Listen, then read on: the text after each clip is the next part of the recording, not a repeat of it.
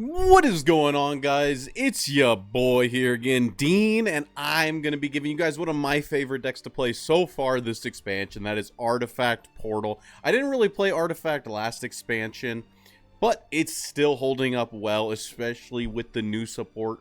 We have a lot of really disgusting lines, and you know what? For you guys out there that want a net deck, boom, there you go, big QR code. Hope it helps. Now let's get into card by card. I'm going to really talk about some of the stuff that maybe we want to change, like how I feel about it, how like the meta might change. And I'm going to show you guys like 2 games. I'll commentate over the games in this video, and let me know if you guys like that or not. I'm really not sure. Do you guys want the games just raw with no talking, or do you want me to talk over and really explain what's going on the replays? Please let me know, guys. So let's get in the card by card and begin. First up, we have 2 Elise. Card is kind of mid, so we're only playing 2, but it is a 1-drop, so it can, you know, like help fill out our curve. It means that we're good going both first and second, while some other decks, you know, might just be passing on 1. The Artifact Recharge, adding 2 gears to our hand, broken. Getting the gears early is very important so that we can continuously spam cards like Doomwright and betas, betas and, you know, heals like we need to, the alphas. Really depends on the matchup, or we might have to even spam the gammas. Really, like I said, depends on the matchup, depends on the game. You can tell really quickly against Sword, do you need multiple gammas, or do you need alphas to heal? And against like a slower deck like Rune, you just want to be spamming the betas. 3 Flight of Icarus, new card, super good for the deck. You want to see this in every opening hand, it feels like, even though you could probably only weave it in on like turn 4 or 5, it turns out. You select an artifact, follow in your hand, give it rush, and last words draw a card. This is going to let you have super consistent game plan, like right? Other decks are going to be struggling to find the cards they need, or they're going to have to like have a huge mana commitment. You're going to be like Burning Face, AoEing the board, healing, one of those while still drawing into your deck. If you manage to like weave in 1 or 2 of these early, you're going to see like 4 or 5 card draw off of it, and that's really good. Ironheart Hunter, this is our 2-for-1 at 2. It's okay. It adds a Gear of Ambition to your hand, and on evolve, we're going to deal 3 damage. You don't want to have to evolve this, so usually you just run it out. But if against something like Sword, you may hold it to be able to get the 2-for-1, or maybe clear up a Zirconia if you're able to like bait it, like a Zirconia into your Alouette. Really, it's there because it's a 2-drop you can tick up on. I've been debating if we need the puppet guy. Been debating on that a little bit, but we've got 3 Carnelia, Ember of Darkness. This is one of your best cards. You add a gear to your hand, and then on evolve, you select an artifact, follow your hand, give it ward, and can't be destroyed by abilities. That means if Doomwright expires, your card is still alive. But also, it means your card's not affected by Bane, so like Orcus doesn't stop it, right? I've seen people like slam into a warded artifact, boom, and then like the Bane doesn't kill it, and then they have to slam a second puppet in. So you can like slap this on the 3/5, you can slap it on beta. You can just slap it on like whatever one you're going to be like using throughout the game. And now not like your Doomwright isn't just something your opponent can ignore. It leaves a body up that they have to continuously like respond to. Very powerful effect. It's honestly like your best. It's almost better to do this than it is to Alouette on curve, because like giving you the stickiness into the late game is quite important, actually. 3 Stream of Lives. This clears the barrel. It also adds a gear to our hand. Good removal. Adds gear. Really simple as. New card, Artifact Catapult. 2 mana, add a gear to your hand, and then engage, destroy this. Select an artifact follower in your hand that costs 5 or less. Summon an exact copy of it, and give it the exact copy at the end of your opponent's turn. Destroy this card. Important thing is once again, if we Cardinal on... Or like, see, like this is like an Alouette at home, but it's actually like better for us is if we can get the... like the artifact, maybe even with the Flight of Icarus early, and then like have the artifact catapult on board on turn 4 or 5, depending on like, you know, with the like the tick up. Instead of doing an Alouette, we can Carnil the card, and then we can catapult it out, and then it's the same thing as an Alouette, but now our Doomwright is better later. So it's all about that setup in your hand and knowing the matchup, and then slowly getting your hand in like board into a position that you want, so that you can get value turn after turn after turn. 1 Kitty Cannoneer. This is just more removal in the deck for garbage. It just has rush, and yeah, it kills something on our opponent's board, really. Just see, this is a 3 mana 4th copy of Stream of Life for those aggro matchups.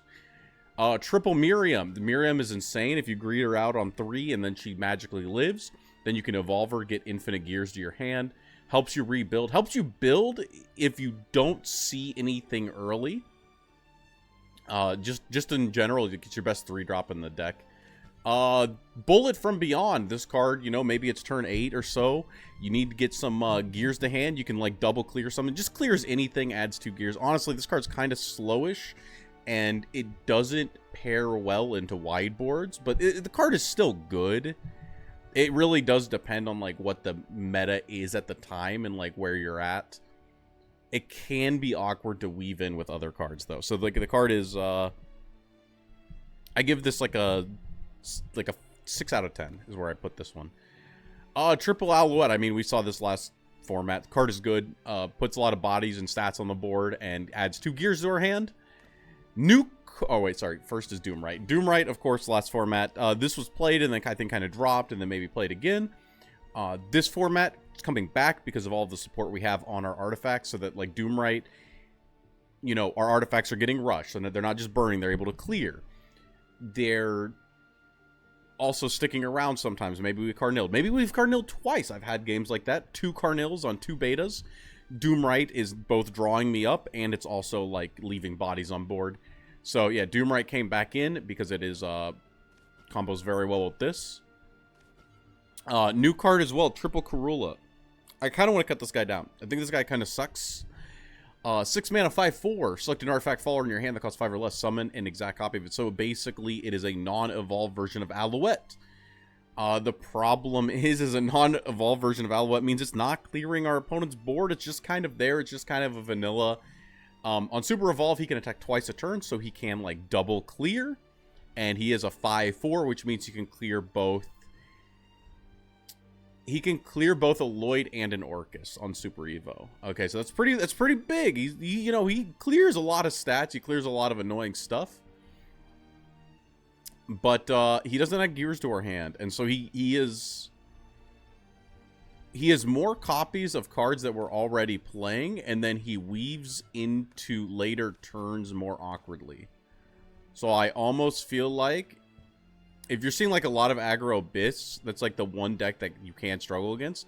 I almost think that, like, if you're going to start cutting something, you cut this guy down a little bit, and you slot in some, like, more early game pieces with a little bit more removal. We've got 2 Orcus. I mean, Orcus is a house. It is a little bit of extra reach over, like, your standard stuff, though people tend to play around it. There's a lot of removal. It does take a Super Evo. Honestly, this is, like, another card that, man, people keep playing around it, and so I debate, dude, do you just cut it? I'm not sure. But the card is good. And then we have triple Ralmia because, like, once again, not only, like, right, the problem used to be that, like, Ralmia comes down, and you summon a whole bunch of guys that don't do a lot. But now, the guys you're summoning have Ward, they have Rush, they draw cards. They, like, can already do whatever else they did. Pushes a lot of face damage. Super good card. Super flexible deck. I think there's, like, a few changes you could make. I mean, I'm going on, like, 5-6 game win streaks with it. Kind of consistently. But I've also had a couple lost streaks where I'm, like, wondering, maybe we could change a few things. Maybe we don't. But let me know what you guys think about the deck. And let's get into the games. Okay, so first up we have, once again, these are Diamond games. I am actually back in Diamond, and we're against Swordcraft, and yeah, I think Swordcraft is a very hard-ish matchup for the deck, but we're gonna see how we handle this and get into the game. Okay, so first up, we opened a really good curve. We have the Carnill, we have the Miriam, we have the Flight. I mean, we have everything we want in this hand, so it's not exactly a bad one. We're going to develop the Catapult early because the Carnill is actually very important. We want the ward on our guys. We want to put the ward on the heals or the AoE one. And so, yeah, we're just going to fuse up into the ward just to have it as an option in case we need to develop it. We see Nonya come down, being able to give Rush from the Lancer. But now we get the opportunity. We're just going to fuse up into the AoE. We have the decent clear with the Ironheart. We're going to be evoing it to be able to double clear. Get the 2 gears to our hand. And I really wish... Is there a 1.5 times speed? That is a little fast, is it not? I slowed it down because it's a little too much for me. We get the Carnil. We're able to develop the Indestructible. So now we have Rush and Indestructible on our 5-3 board clear, and we're able to summon it thanks to the Catapult that we developed earlier. And now we have control of the game. If Zirconia comes in, we're left with a 4-4. And once again, okay, we see Zirconia plus Nonya. It's not going to get to our 4-4, right? And that's the important part. So we drew a second Carnil, and then we found a Realmate. We're just going to Stream of Life, manage to clear the 3-3. We're going to fuse up into a gear to get the War or the Striker. We're going to trade because we don't care about a little bit of damage. Our goal is we're going to have to grind them out. Because like if we overextend, I think we just kind of lose. We don't really care about a little bit of face damage because we do have Ralmia plus a ton of gears coming out next turn. We see this is like the play that's supposed to hose us, right? It's giving barrier to your cards. So it is like normally kind of hard to clear, but I've kept my hand in a way that I'm just going to actually fuse up into double of the AoE. So now my hand is double of the AoE plus the warder, or sorry, plus the heal, and one of my AoEs has a ward. So we're able to summon out a full board that is going to be able to AoE for 6 across 2 packets of 3 on top of healing us. And now it's a lot for him to deal with, right? Like a Geno can't clear this board. It was worth blowing the Super Evo just to have to, like, you know, actually clear the Amelia. This card is super good. The new card is able to AoE the board for 2, or for as much as, like, every time you enter a follower enters play, and it summons 2 on play. So he's able to fully clear the board, but we were able to get a draw off of our Flight of Icarus. That's our second draw with it, actually. Now we're staring down a 7-7, and we did force the Super Evo out of his hand. We do have the Bullet. Like I said, Bullet super good sometimes, super clutch. And we're able to develop the second Carnil. Just use a Flight of Icarus to get a card out of our hand. And we see here the huge board from Amalia. We gotta clear it. Thankfully, we have double AoE, and also, look at that. We found the second Ralmia, which is going to actually, because we managed to find all 3 flights of Icarus, Ralmia is summon 3, draw 3, heal 3, AoE 6. We don't have to care about the other cards on the board. We're able to clear the full thing. The AoE is so clutch against Sword. And now the Geno's coming down. He's going to be able to clear up the board. He decides to remove the healer because that's his like best chance at winning. And he also has the Ignominious to be able to clear the other one as well, leaving us 2 damage on board. And yeah, I mean, like, we can take it as slow as we want. We just Stream of Life. We fuse up into the beta, finally. So now we have access to the mech. And we go for the AoE with the draw plus the burn, because our health is out of Albert range. And so, I mean, we don't have to care anymore. So we're just putting him a little bit on the clock, and we see another Amalia. We see the Geno come down. He gives us the draw, and he clears our opponent. I don't know why he did that. He did it to get a knight, I think, and to go as super wide as possible. But he knows that we have double in hand, and so we don't really care. Well, we draw Alouette, and I think now is the perfect time to develop our last Super Evo, because it just seems too good. We're able to play down the AoEer, play down the AoEer, fuse up. I think because this is the second Geno I've seen, this is what I wanted to do. I wanted to trade with the board this way, leave all of these guys up. He has to actually try to clear these, or otherwise, you know, he dies to the Megazord. And he still can't get out of range. So we're able to clean... Oh, sorry. Megazord's still not there. We have to play down the Karula. Summon the Beta. Summon the Cat. Beta burn.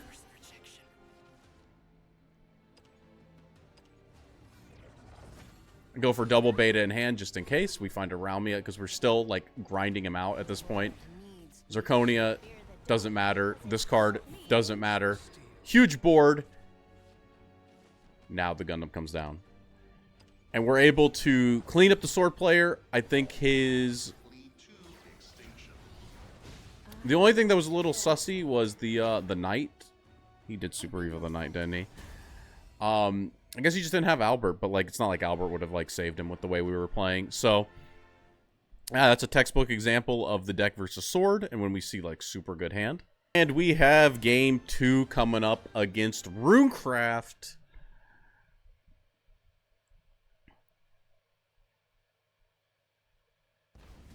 If the game will ever load. There we go. Yeah, we opened like double 1-drop Icarus Bullet, and I said, you know, it's good enough. It's good enough. So we're just gonna keep it, and just try to play beatdown with the 1-drops. Maybe this was wrong. It felt wrong, but I drew heavy, so you know, it seems okay. Now, something you might not know is that Doomwright actually needs 2 targets to go off. So if you don't actually manage to get 2 artifacts in hand, the card is actually unplayable. So.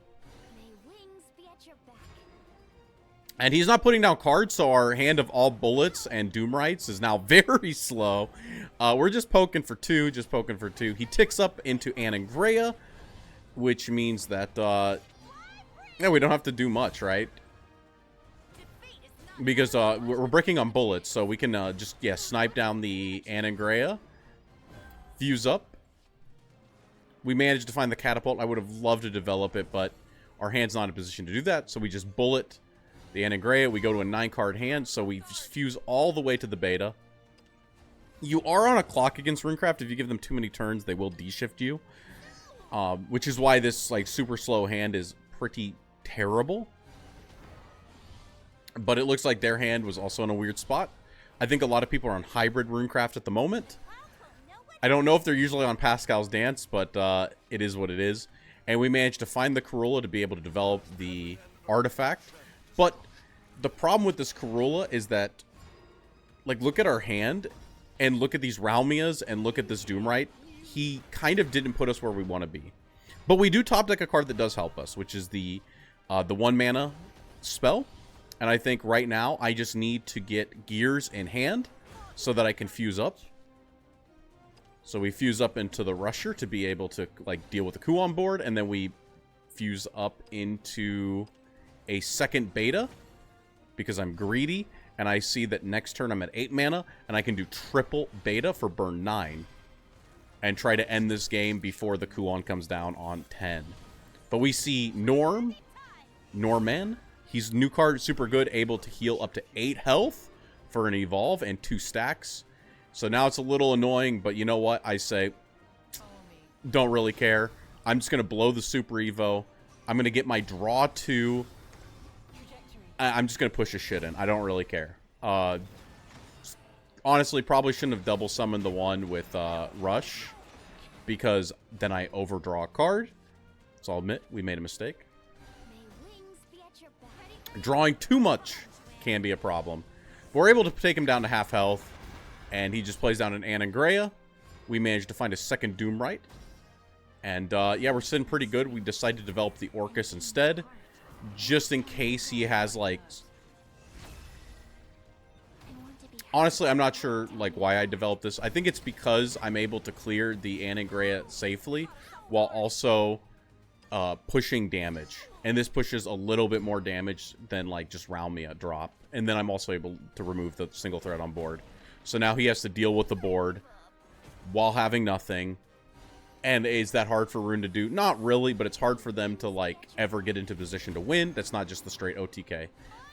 And then, yeah, he's not able to actually clear the Orcus, so he decides to blow a decline, which often will put you in a position where you can't actually win. And, yeah, that's the end of the game, because, I mean, next turn I had, like, Ralmias. I could just do double from hand. I had a lot of plays going there. So, yeah, the deck is super aggressive, or it can be played super control. It's a lot of fun. Let me know if you guys like this type of video, if you like the commentary. If you don't, I mean, I can just shut the hell up. It's simple as. But if you like this, smash the like button. And I'm going to have more decks coming this week. Until next time, this is your boy Dean signing out.